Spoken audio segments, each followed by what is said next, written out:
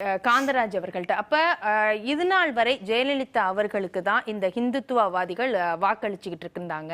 இப்ப ஜெயலலிதா அவர்களுடைய மறைவுக்கு பிறகு அவர்கள் பாஜக பக்கம் திரும்பி இருக்கிறாங்க அப்படின்னு எடுத்துக்கலாமா? இல்ல அப்படி இல்லாதவர்களையும் பாஜக பக்கம் திருப்புறதுக்கான அண்ணாமலையுடைய யுக்தியா இந்த வார்த்தை? அப்போ இந்துத்துவ அதிமுகவில் இருந்த இந்துத்துவ புறா வந்து பாஜகவுக்கு ஓட்டு போட்டிருக்காங்க. 4 எம்எல்ஏ. அப்போ பாஜக அதிமுகவில் இருந்த இந்துத்துவாக்கள் 4 எம்எல்ஏக்கள் கொண்டு வர அளவுக்கு தான் அந்த கட்சியில் இருந்தாங்களா? மற்றவங்களாம் ஆன்டி இந்துத்துவாக்கள் ஆகிப்போச்சு. அவர் சொன்ன பிரகாரம் அவருடைய வார்த்தைகள் நான் சொல்கிறேன். அதுலேயும் புட்டுக்கோ அதில் அண்ணாமலை வந்து டெபாசிட்டே போனார், எலெக்ஷன் நின்று காலியானார். ஆக இதெல்லாம் பார்க்கும்போது அப்புறம் இன்னொரு சொன்னார், கலைஞர் வந்து தோத்துக்கிட்டே இருந்தாருன்னாரு. எம்ஜிஆருக்கும் கலைஞருக்கும் நடுப்பதில் நடந்த பாலிடிக்ஸில் எம்ஜிஆர் மேலே நின்றுக்கிட்டு இருந்தார், கலைஞர் கீழே இருந்துக்கிட்டு இருந்தார். எம்ஜிஆர் என்ன பண்ணாருன்னா, ஒரு நாடாளுமன்ற தேர்தல் வந்தபோது வருமான வரியினுடைய அடிப்படையில் தான் இடஒதுக்கீடு அப்படின்னு ஒரு சட்டத்தை கொண்டார்.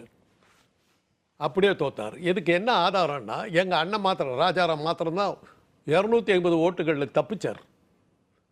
அந்த அளவுக்கு படுதோல்வி அடைஞ்சார் எம்ஜிஆர். ஆனால் உடனே அந்த இடஒதுக்கீடு இந்துத்துவ அடிப்படையில் தான் அந்த இடஒதுக்கீட்டு, அதாவது வருமானத்தினுடைய அடிப்படையில் இடஒதுக்கீடு சொன்னதெல்லாம் அதை வச்சு அடி உளுந்தது, எம்ஜிஆருக்கே உளுந்தது. கரசேவைக்கு ஜெயலலிதா செங்கல் அமைச்சது உண்மை.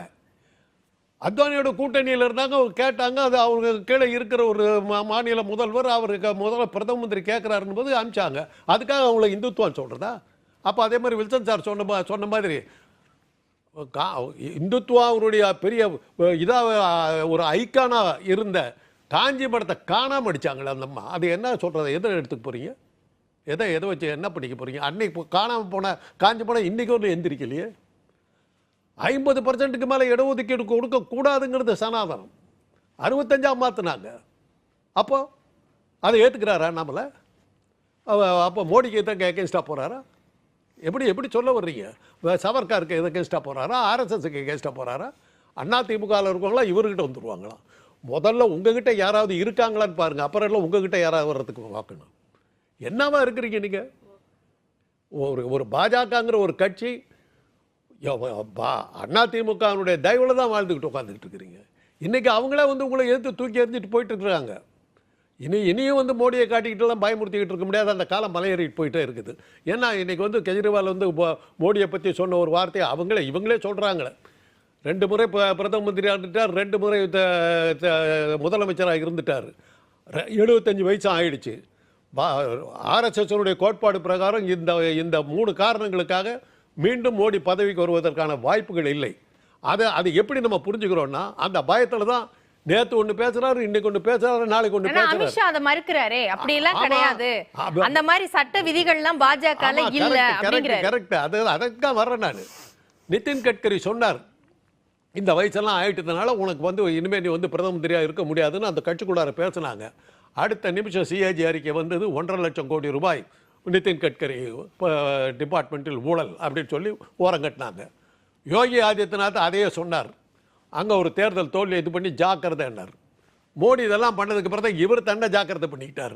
நாம் ஏதாவது மீட்டிங் அட்டெண்ட் பண்ண மாதிரியே பேசுறீங்க. இல்லைன்னு சொல்லுங்களேன். உடனே அவர் சொல்றாரு தன்னை காப்பாற்றிக்கிறதுக்கு.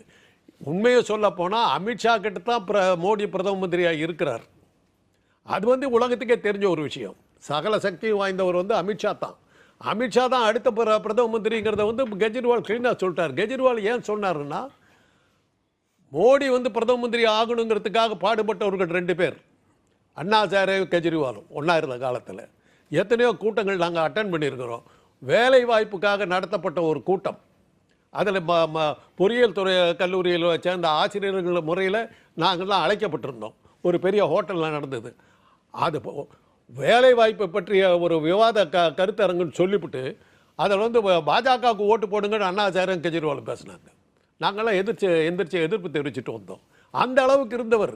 அவரை மோடியை வந்து தூக்கி விட்ட ஏனியாக இருந்த கெஜ்ரிவால் சொல்கிறார், இன்றைக்கி வரமாட்டார் சொல்கிறார்.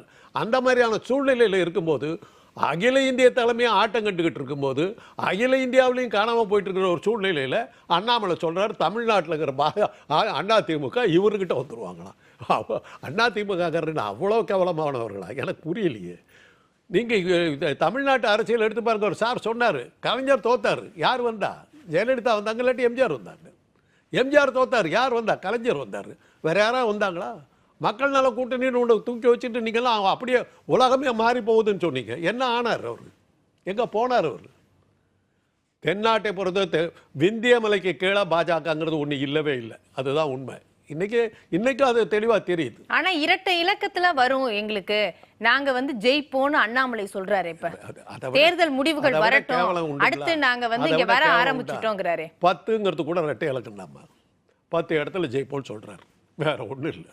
அகில இந்தியாவிலே நாங்க 10 இடத்துல ஜெயிப்போன்றாரு. அகில இந்திய அளவில்? ஆமா, இரட்டை இலக்கம் தானே சொல்றாரு. அவர் சொன்ன பாயிண்டே தான், இரட்டை இலக்கம் 10 இடங்கள்ல நாங்க ஜெயிப்போம் அப்படிங்கிறாரு. வாழ்த்துக்கள், 10 இடமாவது உங்களுக்கு கிடைக்குதுங்கிறது வாழ்த்து. இரட்டை இலக்கத்தில் வாக்கு சதவீதம், வாக்கு பங்கு தான் சொன்னார் அவர். அவ்வளவுதான். வாக்கு சதவீதம், ஓட்டு தான் எடுப்பேன். ஓட்டு கூட 10%. ஓட்டே 10 தான். நான் இடம் சொல்லிட்டேன், தப்பா சதவீதம் தப்பா சொல்லிட்டேன். அவர் சொல்ல இப்பதான் திருத்துறாரு. ஓட்டே 10 ஓட்டு தான் வாங்கணும்னு சொல்லியிருக்காரு. ஓட்டு இல்ல சார், வாக்கு சதவீதம் சார். 10% இருக்கட்டும். அதுவே கேவலம் இல்லையா? எங்க இருந்தீங்க? இரட்டை சதவீதம். சரி, ஆனா பேசுறதுக்கு இப்ப ஜெயலலிதா இடங்களில் வெற்றின்னு ஆரம்பிச்சு விட்டு இறங்கி வந்து 10க்கு வந்து ஒரு கதை தான் சொல்லுவாங்க. பஞ்சபாண்டவர்கள் கட்டில் காலுக்கு போல 3 பேர் 2 எழுதி 1 எழுதி அதையும் அடிச்சு விட்டானுவாங்க. அது மாதிரி இருக்குது.